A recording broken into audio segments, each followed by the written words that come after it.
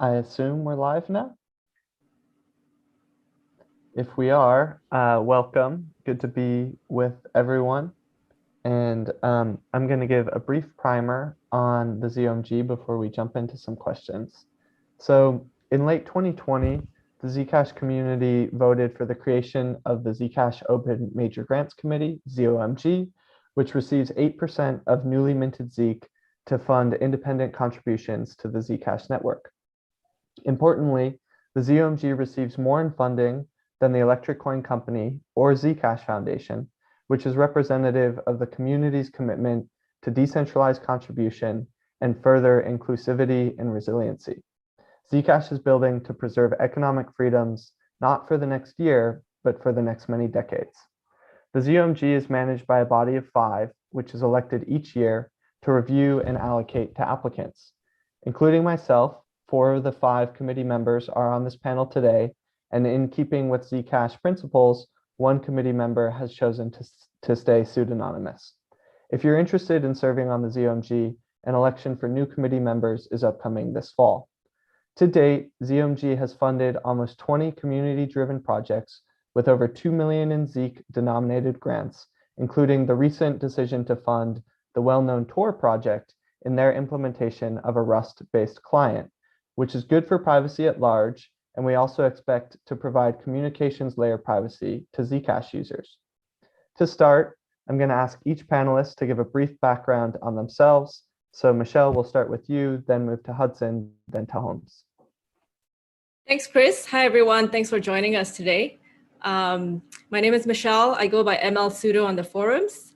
I grew up and worked for a long time in Asia, in Singapore, and then Hong Kong, and most recently moved to San Francisco, worked at Anchorage before moving back to Asia. I split my time as a financier, working in investments and banking, and then in the last half of my career, I transitioned to tech. Really loving crypto and really loving being part of the Zcash ecosystem. Hey everybody, I'm Hudson Jameson. I live in Texas, lived here my whole life, and I have a background in programming, I guess kind of before I was really deep into blockchain and it sucked my life away. But most of my blockchain time has been spent in the Ethereum ecosystem, where I've done some communication roles, some conference organizing, and primarily community roles, including kind of being a developer or a liaison between some protocol developers and the community to see what they want to do. I also am on ZOMG, obviously, and have a couple podcasts, some really nerdy ones about Star Wars tabletop RPGs and stuff. So check that out if you're interested. Tabletop Squadron, going to shill early on in the panel. My name is Holmes Wilson. Before I ran for ZOMG, I was the co-founder of the US-based activism group Fight for the Future, which works on issues at the intersection of politics and technology. And right now, in addition to, or while I've been serving on ZOMG, I've also been working on a project to build a decentralized Slack or Discord competitor that right now is called Zbay. It might be called something else in the future. But it integrates the Zcash wallet, a Zcash Lite wallet, and uses Tor for off-chain messaging. And I live in Worcester, Massachusetts. Thanks, Holmes. And I'm also a ZOMG committee member. I got my start in the cryptocurrency space at ARK Investment Management, which is a well-known public fund manager that holds interests in crypto assets, and then later wrote a book called Crypto Assets, the Innovative Investor's Guide to Bitcoin and Beyond. And in 2017 started a boutique venture firm focused exclusively on decentralized networks like Zcash. So one of the things I love here is the diversity of ZOMG committee members, which is exemplified in all our backgrounds. Holmes, can you describe for us what a month in the life of a ZOMG committee member looks like? Yeah, so at the very beginning, we decided to meet bi-weekly, given the time commitments that people made when they signed up to be on ZOMG.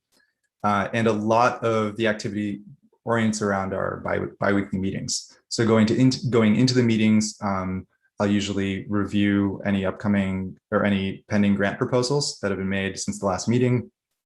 Sometimes we do some kind of rough scoring voting before the meetings. And if possible, yeah, if there are questions that come up right away in that review, I'll fire off questions to the different applicants. And yeah, and then once the meeting happens, most of the time at our meetings is devoted to discussing specific applications. So our goal is to try to get applicants a prompt response. And often there are questions, but we try to kind of kick back questions to them after the first meeting, and then in the second meeting when they come up, we try to make a final decision. And so, yeah, so often at meetings, we'll be coming out of the meetings with some decisions on making grants, and there will be follow-up with the grantees. So we'll divide that up, and one of us will follow up with grantees. We also publish minutes regularly. So that's like the core workflow. And then I think outside of that, some other things have come up. I try to, we made a clear decision at the beginning to orient or to put a lot of the discussion and information about ZOMG in the forums so that it would be as accessible as possible to everybody. And I'm really happy about how that's gone. So accompanying conversations in the forums around grants and also just meta kind of questions, that's really important too. And sometimes things come up that are hard or complicated to discuss asynchronously, via text. So we try to get on the phone with an applicant or another stakeholder. And we do sometimes those stakeholders include Zcash Foundation and ECC if we have questions about how they interface with the grant. So that's been the bulk of it. And it's been a really good workflow so far. Perfect. Thank you. I really do commend all ZOMG committee members because it has been a heavy lift to get things off the ground in the first year, and having watched a number of grant processes in different crypto networks, I think ZOMG is one of the most rigorous and transparent. Hudson, I want to jump to you. You put out a thread recently on why you've joined Zcash in addition to a prominent position within the Ethereum community. And so while I'd like to hear from everyone, I'm going to start with you on what draws you to put this significant amount of effort and labor into the Zcash network. Yeah, so like you mentioned, I had a thread on Twitter that kind of outlines why I'm a part of the Zcash community, or chose to get more involved. And really it comes down to the mission and the community for me. The mission of a private financial freedom and being able to help people has always drawn me to blockchain. Like a lot of the stuff in having censorship resistance, that's kind of the big thing for me, so that you can have information and money and other things flow freely from countries and places around the world that don't have that privilege or are censored by their governments or the powers that are above them. So that's kind of my draw to blockchain in general, but especially to Zcash. When going through all the different communities, there's other factors here and there, but Zcash community really reminds me of the early Ethereum community, and that there's a lot of promise, there's a lot of flexibility with ideas, and there's a lot of openness with ideas, and everyone's generally really nice and fun. So I just enjoy hanging out with people.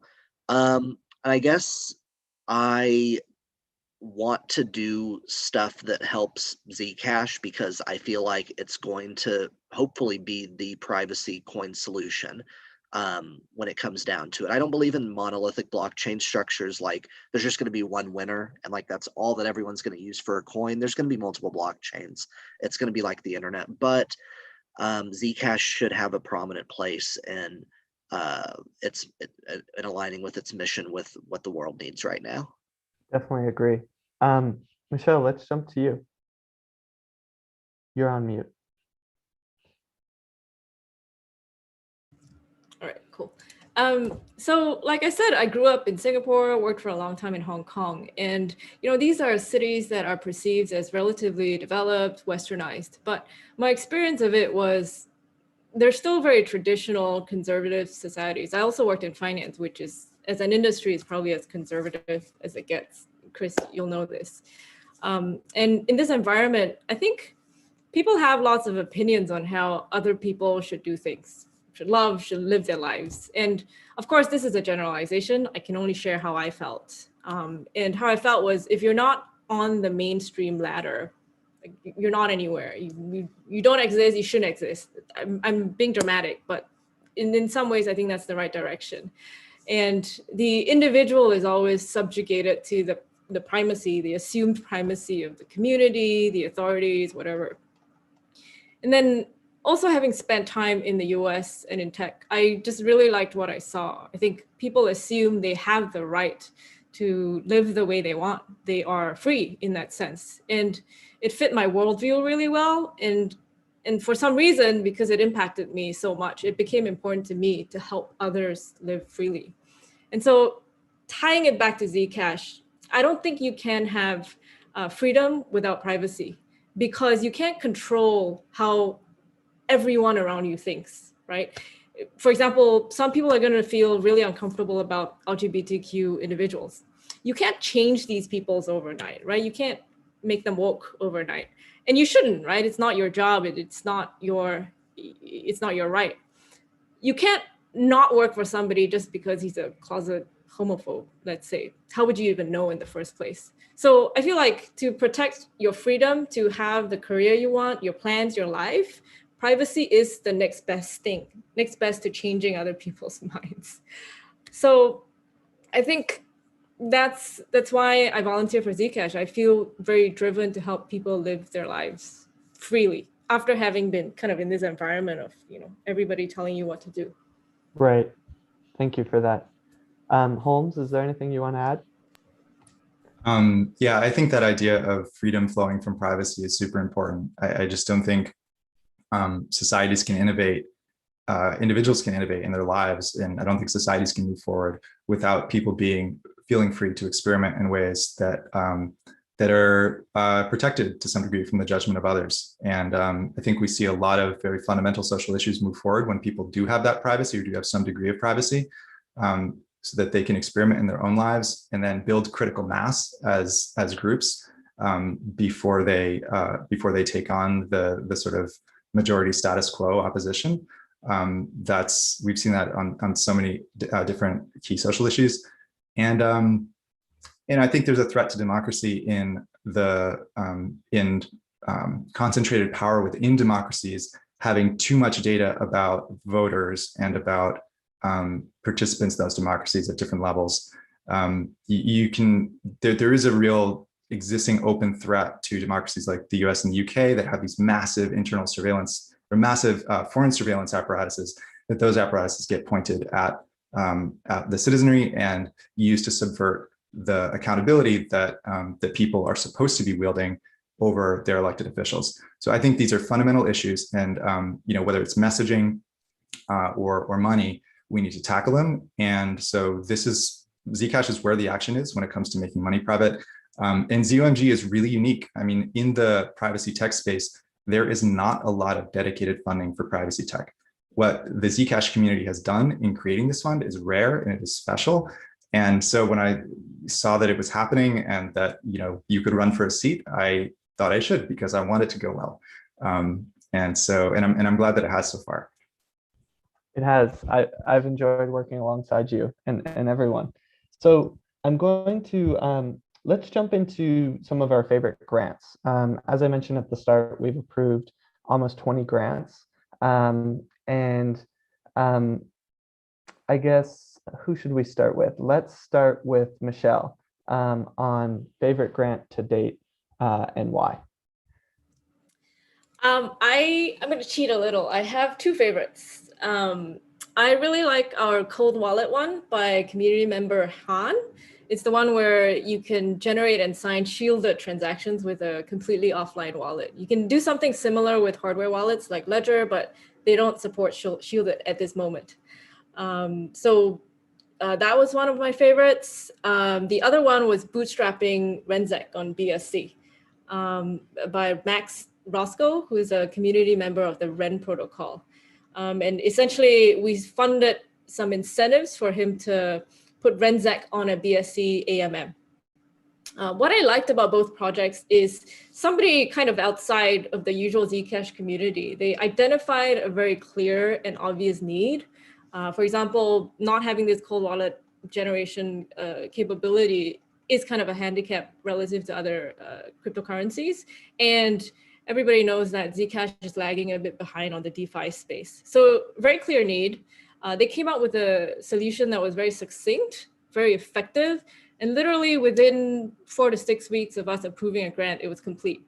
So it's actually really, you know, kind of high impact and high ROI use of time and money. And I wish all of our grants work this way, but the truth is, you know, some grants tend to be a lot more complicated than these. Hudson, do you have one you want to share, or two? Sure. Yeah. The two, I guess I'll do two. I'm going to cheat two. Artie, the new Rust-based Tor client that we are helping fund, just got announced today, and I think that's huge. If you haven't read about that, we did a press release, and I believe we posted to the forums, and there's an article running on CoinDesk as well, if anyone's interested in learning more about that. It's also our largest fund to date. So it's kind of showing that we can deploy both small amounts and large amounts depending on the need of the community. The other one is Ziggurat.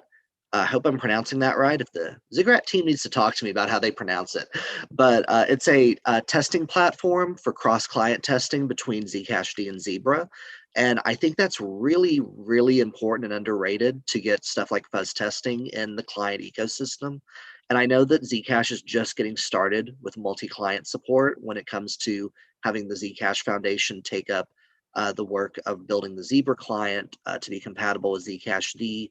That's been around for a bit, but it's just can't be overstated that this kind of testing is so important and so necessary. So I really like that some group outside of the main two entities stepped up and are working on this. Thanks for that, Holmes. I also have two. I also really am into the Artie grant by making Tor easy to embed. We're making it easy to embed Tor in basic Zcash tools that the wallets and Zcashd use to send transactions to the internet and receive transactions from other peers or from the Light Wallet node. That will make Zcash more private at the network layer than any other blockchain, and it will make it so that when people are using Zcash, if Tor is built in, Zcash traffic sort of blends into the much larger Tor network, so that Zcash users will be participating in a larger anonymity set to some degree. So that's really exciting. But I think probably my favorite thing so far that we've done was what we did with wallet funding. So, and there was a bit of a story to it. So initially, I think for a lot of wallet teams, it was a little bit unclear how to get what ZOMG's interests were, what we wanted to fund, how to get us to fund things. Folks weren't sure whether to apply for very specific piecemeal grants or broader things, and it was kind of unclear. And so we had some confusion out the gate that, you know, we chalked up to growing pains. But the way we addressed it was by having meetings with all the leading wallet teams and just getting their feedback and sort of hearing where they were at and giving them advice on what we were looking for. Coming out of those meetings, we saw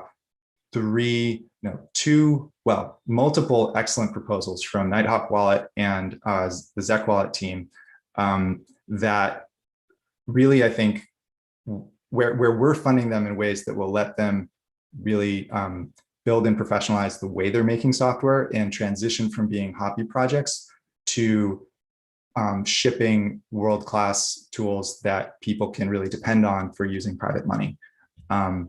And we're just, I think, at the start of that road, and there's still a lot more work to do.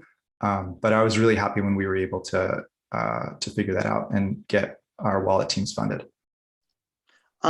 Everyone, I need to drop off for a family emergency. I'll keep the Discord updated on how bad it is and stuff, but thank you so much, Zcon and Zcash Foundation and everyone who's working on this stuff. Thank you all so much. Good luck, Hudson.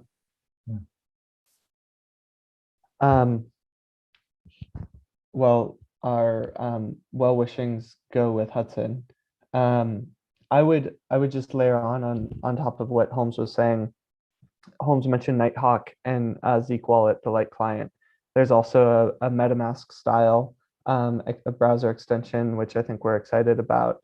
And if you reflect on the arc of things that people just shared, there's application infrastructure, there's the wallet infrastructure, there's the custodian, the cold wallet side, and then the communications layer in Tor. And so it gives an idea of the holistic approach that the ZOMG takes to supporting this ecosystem, which I think is really great. What would we like to fund more of? Let's start with you this time, Holmes, since we started with Michelle last time. Okay, so I mean, I think there's definitely other approaches on network layer privacy that are maybe a little bit more speculative or kind of sci-fi than Tor, like approaches using mixed nets. That would be really interesting to fund. But most of all, I think the biggest thing I wish we had done more of this year, and I actually wanted to push this more myself. And if I continue to serve on ZOMG, this will be a priority for me next year, is funding work on external security review for Zcash grantees and for all the projects in the Zcash ecosystem, and really figuring out a way that we can have a dedicated Zcash security team. So this is actually a good space to announce this. If you are a security researcher, or you're in the academic security research community, or you have experience in the space, and you're interested in leading an effort like this, this is something we could potentially fund. That's something I think we should really be funding more of. Oh, I also really like UDAs. That is like stuff that would let us bring stable coins to Zcash. Definitely. Michelle? Cool. Yeah. I think we've received a wide variety of grants. I think the one missing piece that I would like to see a lot more of is literature and media. And I think a longer story is the ideas of privacy and freedom. They're actually really high up Maslow's hierarchy of needs. They're really not the first priority for survival. So it's not a surprise that I think when most of you talk to your non-crypto friends and you talk about privacy, it's a non-issue to them. They're apathetic. And I think the people that acutely realize the importance of privacy are in sad cases. Like, for example, you had freedom and then you lost it very suddenly. If I look around in Asia, you can think of Burma, I think of Hong Kong, that's happening right now. And the other reason for somebody to acutely realize the importance of privacy is when, let's say you're not mainstream in some part of your life, some dimension of your life is a little bit different than the usual. And so sometimes you would have had to hide it lest you are punished for it. But I feel like outside of these two relatively sad ways to realize the importance of privacy, there are other more accessible ways to make the general public more adamant about protecting their interests. So for example, people wield the book 1984 as a cautionary tale when they're trying to fight back against the rise of surveillance states today. The Inconvenient Truth did the same for climate change. Netflix's Game Changers convinced hordes of people worldwide to try out veganism. And I feel like privacy is missing this amount of ground up collective consciousness. And I really want to, I don't know, Netflix doesn't need our money, but I would really love to see a Netflix series on privacy, why it matters.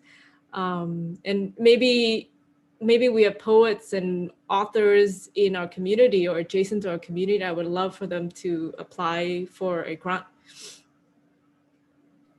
Well, I'll keep my eye out for Netflix producers. There's one that I know of that is interested in call him crypto curious. So there's always a possibility. There's a question that came in, and I'm going to actually answer since we lost Hudson. I'm going to start to answer some of these questions too. But along the lines of funding more, and this dovetails with a question from Discord of how would you say your time commitment needed for ZOMG is differed from initial expectations?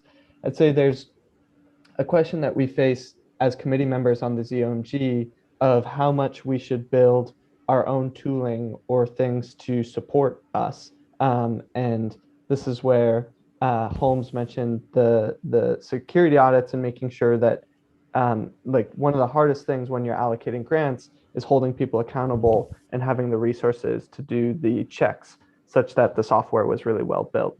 And so I think we face some just growing pains as this organization stands up of how do we hold grantees accountable and audit the software. I think there's also questions around our own treasury management and should this stay fully long Zeek through thick and thin, or should there be some attempt to diversify the ZOMG treasury along the lines of market peaks and bottoms? And we're seeing a lot of DAO treasury management coming to life in the Ethereum space, and so I think there are learnings there. And so but it's a conflict because the ZOMG is not it is difficult for us as active sitting ZOMG members to apply to ourselves and basically self-deal resources to ourselves. And so I think that that's something that needs to just be resolved with the community around supporting our actions over time. I do want to ask both of you, how would you say your time commitment needed for ZOMG has differed from I think it was 5 hours, was it 5 hours per week or 5 hours per month that was in the elections? It was per week, I think. 5 hours per week. Yeah. Oh, well, wait, I might be wrong about that, actually. I felt sure, but now I'm not. Either way, we've blown past it. That's why we know what it is. Yeah.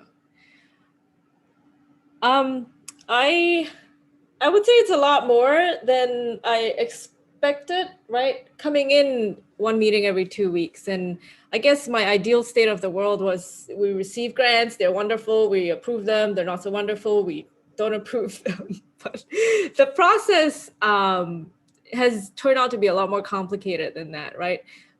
So I guess Holmes described at a high level how things go a month in the life of. I think to go one level deeper, it's more like at least for me, the day before our meetings, I spend sometimes 2 hours going through different proposals. A lot of them, partly due to the format, the template of the grant we had before, it wasn't very easy to understand what people were trying to build exactly. It's kind of abstract, meta level. Roughly, I have this goal, but it wasn't clear. And so, one application had to be reread a couple of times. And then oftentimes we'd have to clarify with applicants what they mean, or we would say, this isn't really appropriate for this. Can we reshape it? And that takes so much time back and forth. And I think that's one of the major reasons that it's taken so much more time. And I think the other reason it's taken more time is we don't want to approve grants in the absence of all information that may be related to the ECC and the ZF, right? We want to make sure whatever we're approving kind of ties in well with what they want to build or use or see as well. And so that takes a little bit of coordination as well.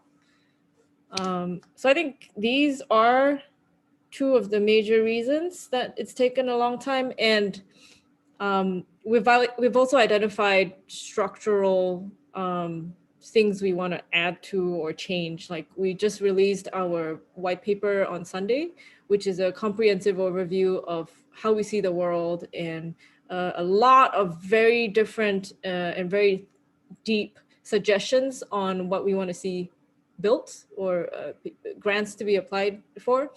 And I think this kind of work is very necessary for us to do our job well in the medium term, but it also takes up a large amount of time. Holmes, do you have anything you want to add?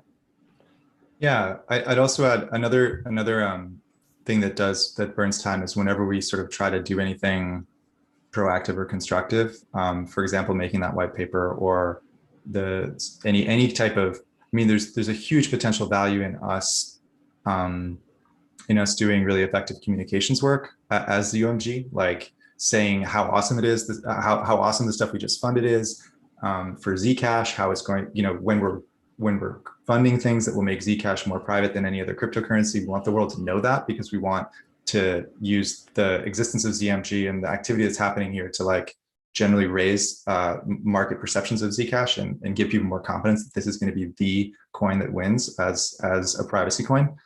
And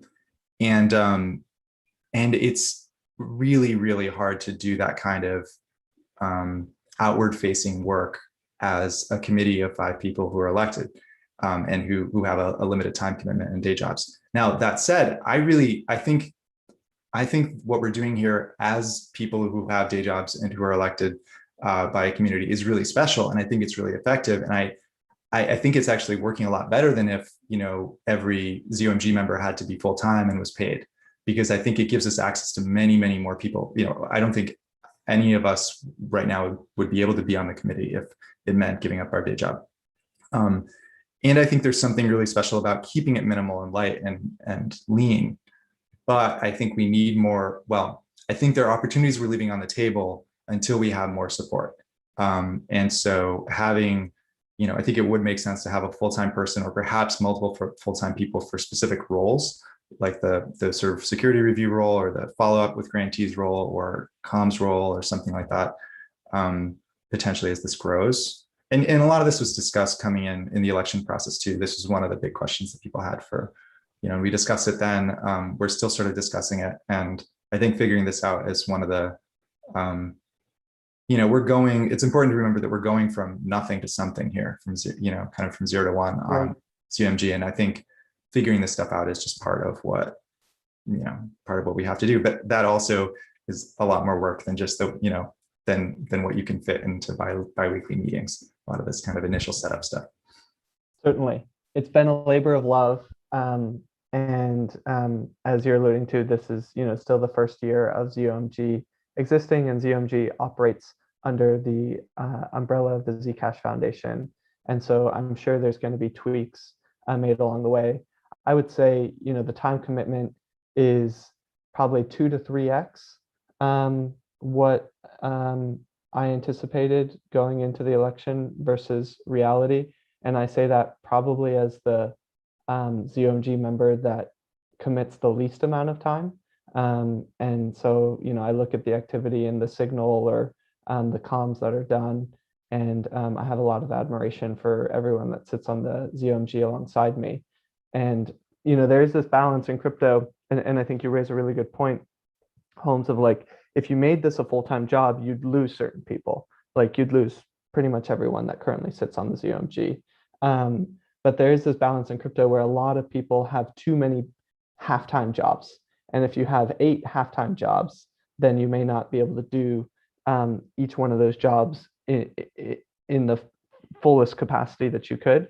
And so I think we still have to strike some of the balance, either in better understanding of time commitment or additional resources, which we can pull from the pool that's allocated to ZOMG. And it's just a matter of getting those structures in place. We have the resources available.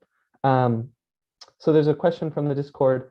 Would ZOMG fund a Zcash integration team to help larger ecosystem partners support Zcash upgrades and stuff like that? Holmes, you're nodding. So I'm going to kick it over to you first. Yes. And generally the assumption here should be, if what you're talking about is Zcash related and it makes Zcash stronger in any way, ZOMG would potentially fund it. And then it comes down to, does this project have the appropriate team? Is it like well conceived, the appropriate milestones? But yeah, I mean, we fund things that make Zcash better. So, and also you should go to zcashomg.org for a bit more explanation on this and read the What We Fund section or the white paper. Michelle? Chris, we have just 10 minutes left. I'd love to pose the question we discussed to you. Is this a good time? Yeah, go for it. So can you hear me? Yes. So Zcash now has 3 different entities. It is our attempt to be more decentralized, right? Have more groups driving the network forward. How does this compare to, I mean, obviously you see a lot of projects you're involved with, a lot of layer ones.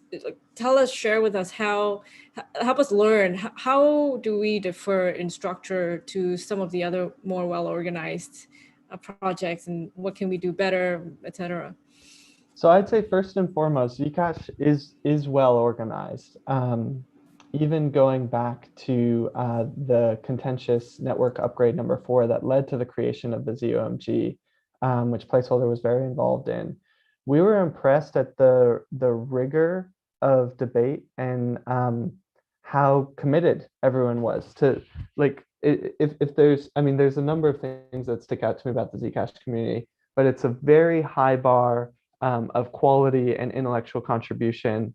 And I always get the feeling that even though it's contentious, everyone wants to make the best possible decision. And that is why, you know, the demands that we're discussing that we feel for ZOMG, that's why we feel those things, because we want to do a great job for this community and this network. So it is high quality. It exists within a spectrum of decentralization. And so when I think of maximum decentralization, there's maximum decentralization with governance or without governance.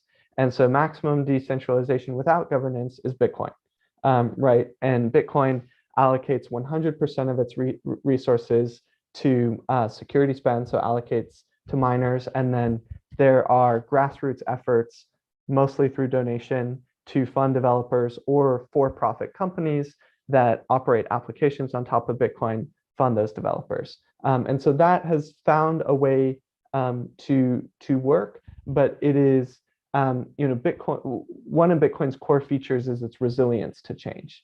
And I would say Zcash, with the way it's pushing forward zero knowledge proofs, needs to very much embrace change. And so it can't have Bitcoin's governance model.